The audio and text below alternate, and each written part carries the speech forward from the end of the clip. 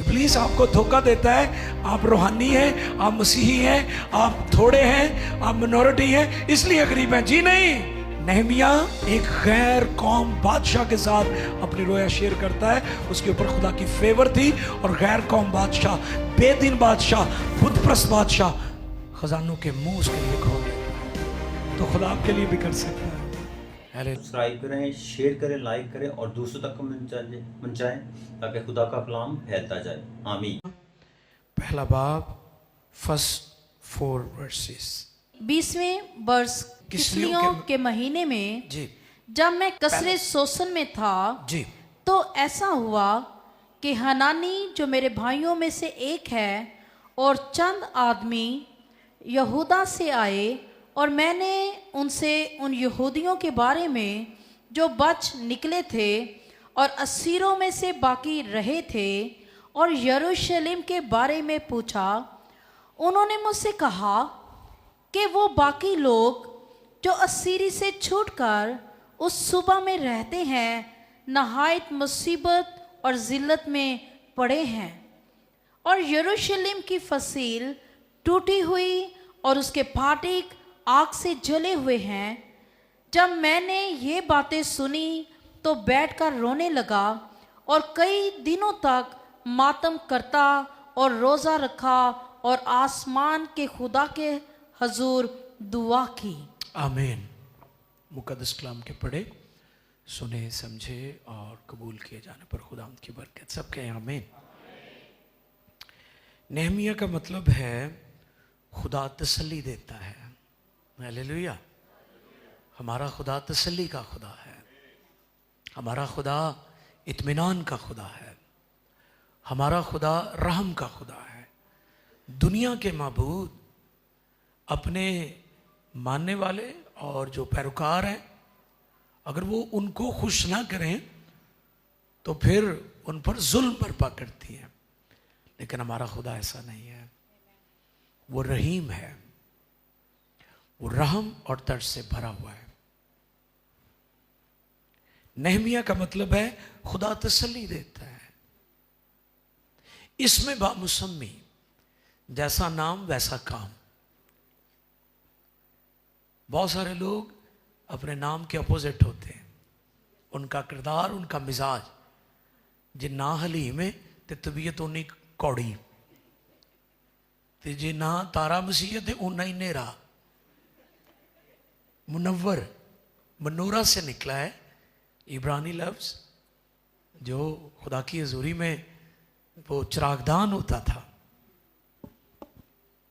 रोशनी। अगर आप मुनव्वर हैं तो फिर दुनिया को मुनव्वर करें।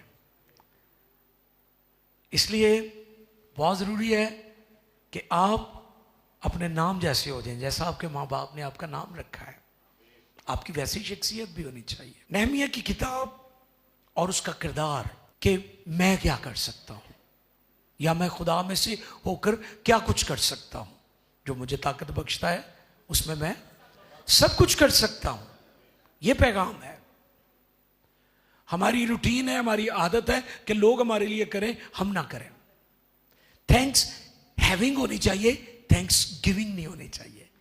दूसरे मेरा शुक्रिया अदा करें, मैं किसी का शुक्रिया अदा ना करूं। नेहमिया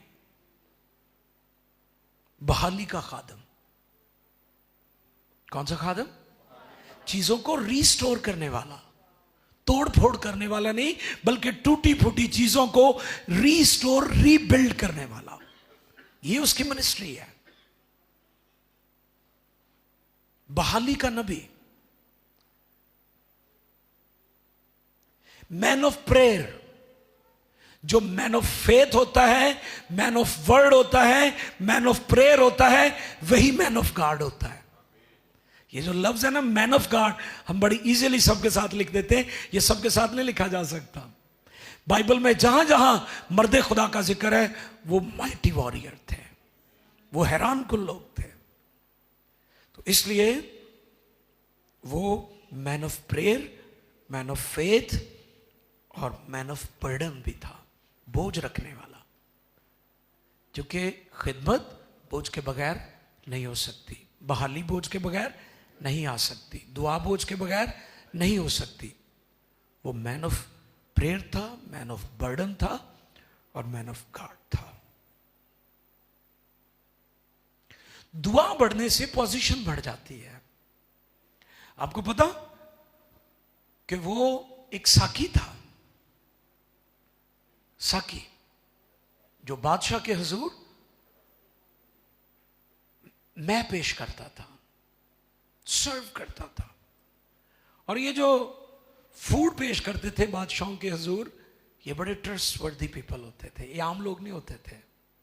इनको बड़े बड़े जावियों से चेक करने के बाद फिर ये खिदमत दी जाती थी।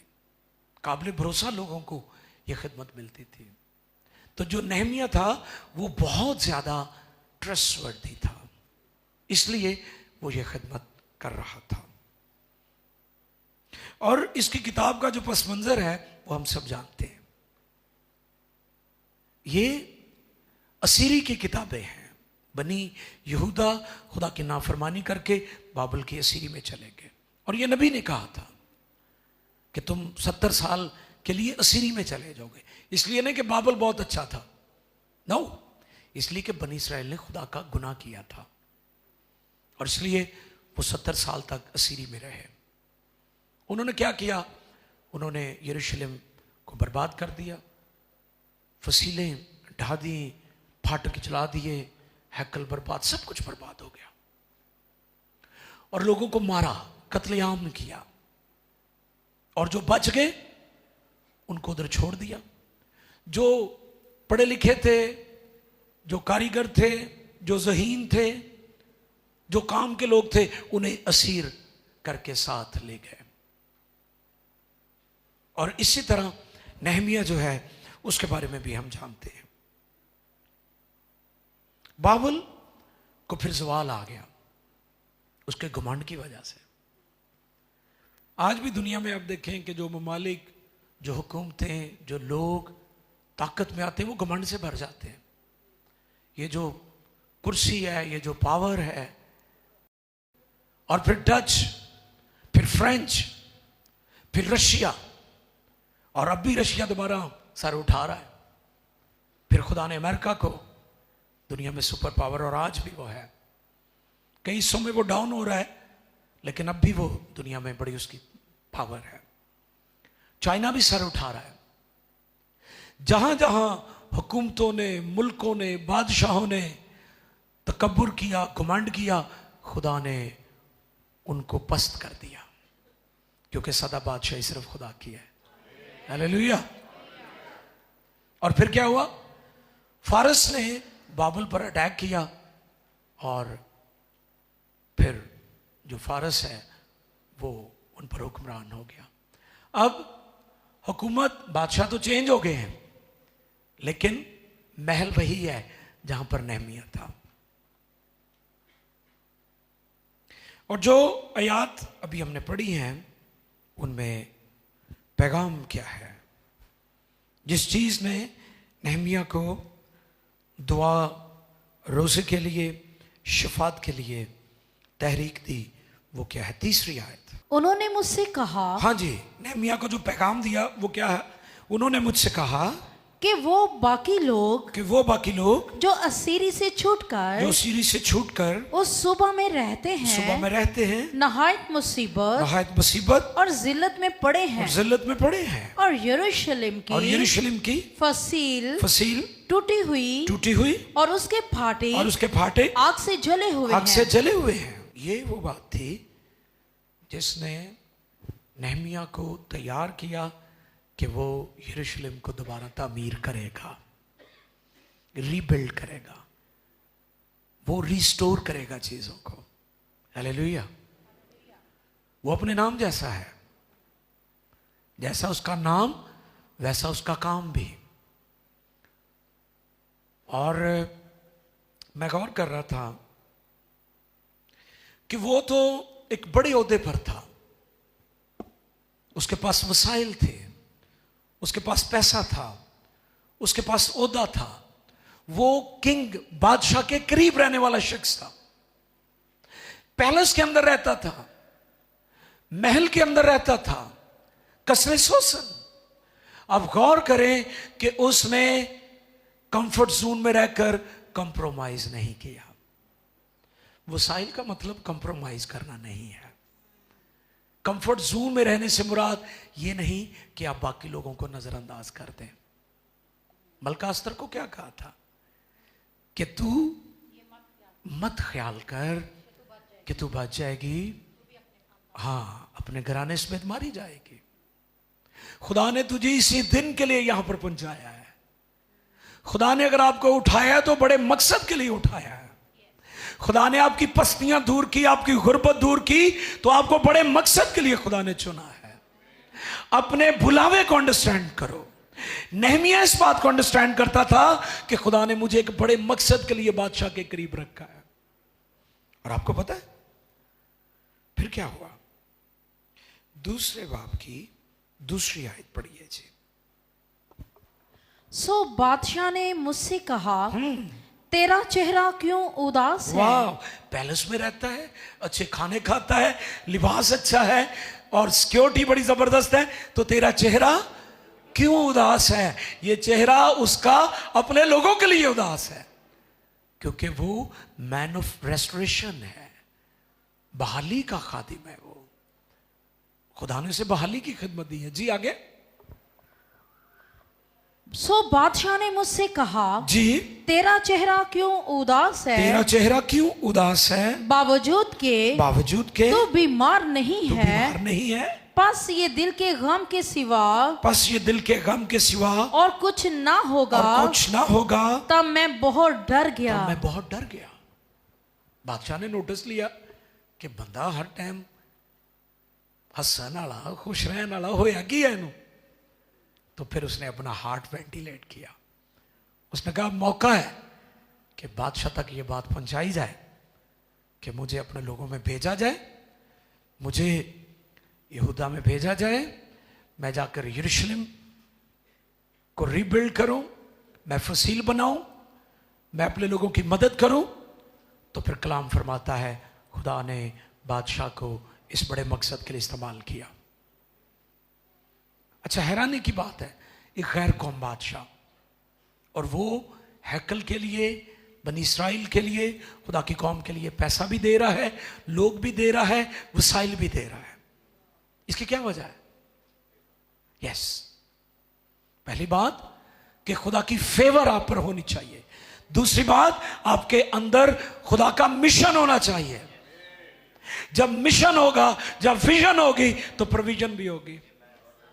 जिसके पास रोया है खुदा उसे वसाइल भी देता है। जिसके पास खुदा जिससे कलाम करता है उसे इल्फास भी देता है। और अगर मूसा की तरह कोई रुक रुक कर बातें करे तो हारून जैसे मददगार भी देता है। अब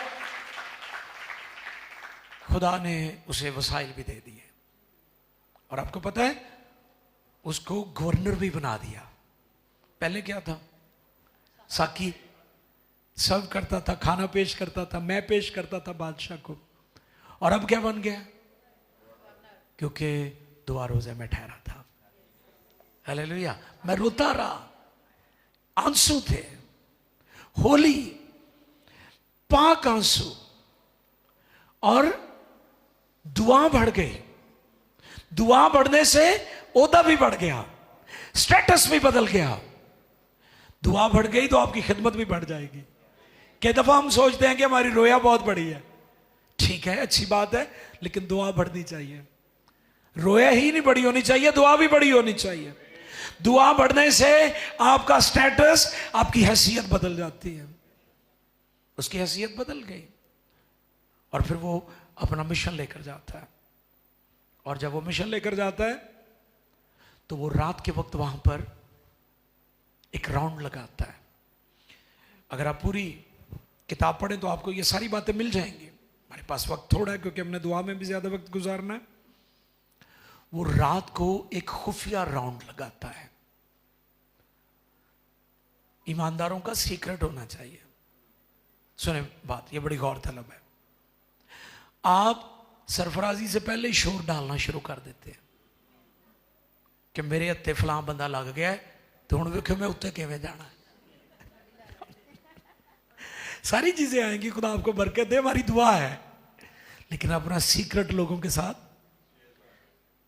आपको पता है इब्तदाई कलीसिया या जिन इलाकों में परसिक्यूशन होता था वो एक इबादत के बाद दूसरी इबादत की जगह नहीं बताते थे, पाकरू बताता था वहां इबादत होगी। ये लेवल था। मैंने बहुत सारी गवाहियां सुनी खादमों की कि वो कहते हैं कि जिन इलाकों में इज़हार आसानी थी हम अगली मीटिंग का ऐलान नहीं करते थे, पाकरू ही बताता था फलां जगह चले जाओ, क्योंकि अगर वो बताते तो शैतान को मौका मिल जाता। तो अपने सीक्रेट लोगों के साथ शेयर ना किया करें। सीक्रेट अपनी कोठरी में, सीक्रेट प्लेस, वो बातचीत जो खुदा और आपकी है दूसरों के साथ शेयर ना करें। यीशु दुआ के लिए तन्हा जाते थे, अलग जाते थे, मुनादी मिलकर करते थे शागिर्दों के साथ। अपने सीक्रेट दूसरों के साथ ना शेयर करें, इब्लीस को मौका ना दें। वो रात को जाता है और अकेला विजिट करता है, फिर सारा प्लान करता है, फिर सारा प्लान खुदा को देता है और फिर खुदा उसकी मदद करता है और वो यरूशलेम को फिर से तामीर करता है, बहाल करता है। लोगों की हालत देखता है, ना अच्छा कपड़ा है लोगों के पास, ना खुराक, ना बच्चों को दूध मिलता है, कैल्शियम की कमी है, हड्डियां सूखी हुई, विटामिन डी की कमी है, कमियां ही कमियां हैं। लेकिन क्योंकि वो मैन ऑफ बर्डन था, वो अपने लोगों के लिए बोझ रखता था, वो कंफर्ट जोन से निकला, वो वहां से बैठकर भी उनकी मदद कर सकता था, उनके लिए फूड पैकेजेस बनाकर भेज सकता था। लेकिन उसने ऐसा नहीं किया, वो उनके दरमियान उतरा। इसलिए अजीजों, हम उसकी जिंदगी से सीख सकते हैं कि उसने बड़े पैशन के साथ, बड़े बोझ के साथ यरूशलेम को फिर से बहाल किया, फिर से उसकी तामीर की। वो यरूशलेम को फिर से तामीर करता है क्योंकि उसके अंदर मिशन था। और जब मिशन होगा आपके अंदर, खुदा लोगों को आपके पास भेजेगा। लोग आपकी मदद भी करेंगे, लोग आपके लिए दुआ भी करेंगे, लोग आपको रुपया पैसा भी देंगे। इस दफ़ा हम कराची में थे तो डेट चेंज होने की वजह से हमारे अखराजात बहुत बढ़ गए, स्टे के भी, टीमों के भी, मामलात, नए सिरे से चीज़ें। तो खुदा ने कराची से बहुत सारे बिजनेस करने वाले लोगों को मेरे पास भेजा और वो हमें फाइनेंशियली सपोर्ट करके गए। फेवर, आप रुपए पैसे से नहीं, खुदा की फेवर से खिदमत करते हैं। रुपए पैसे की अपनी एक हैसियत है। और एक खादिम कहता है कि हम पैसे के लिए काम नहीं करते, पैसा हमारे खुदा के लिए काम करता है। हालेलुया। पैसे की अपनी एक हैसियत है। पैसा बहुत कुछ है मगर सब कुछ नहीं है। आपके अंदर रोया होनी चाहिए, आपके अंदर मिशन होना चाहिए। नहमिया के अंदर मिशन था, विजन थी कि मैंने यरूशलेम को फिर से तामीर करना है, मैंने अपने लोगों को जो गिर चुके हैं फिर से उठाना है, मैंने उस शहर को बहाल करना है जहां इबादत होती थी, जहां सांस बजते थे, जहां जलाल था, जहां चिराग जलाए जाते थे, जहां पर कैंडल जलाई जाती थी, जहां पर बखूर जलाया जाता था, जहां पर खुदाम की प्रस्तिश थी। आज वो उजड़ा हुआ है, आज वो फना हो चुका है, बर्बाद हो चुका है। मैंने उसे बहाल करना है, मैंने खुदा के मज़हब को बहाल करना है। तो मेरे अजीजों, मैं आपकी जिंदगी में इस कलाम को क्लेम करता हूं कि खुदा आपको बहाल करेगा, क्योंकि 2026 का साल बहाली का साल है। खुदा आपकी चीजें बहाल करेगा। और सुने, गुजरे कल मैंने मुनादी की कि खुदा जो कुछ आपने खोया वो रिटर्न नहीं करेगा, अय्यूब की तरह आपको 2 गुना अता करेगा, डबल करके अता करेगा। और फिर खुदा चीजों को रिपेयर नहीं करता, खुदा चीजों को नया बना देता है। ऐसा है हमारा खुदा। ये कलाम है आपकी जिंदगी के लिए, ये कलाम है नाजरीन के लिए, ये कलाम है खादमों के लिए कि वो चीजें जो आपने इस साल खोई है, खुदा अगले साल में डबल पोर्शन के साथ दोगुना करके लौटाएगा। हालेलुया। नेहमिया के अंदर मिशन था। मिशन क्या था? रीबिल्ड यरूशलेम। उसने यरूशलेम को फिर से तामीर किया, फिर से अपने लोगों को उसने जो गिर गए थे उठाया। ईमान, दुआ और वसाइल।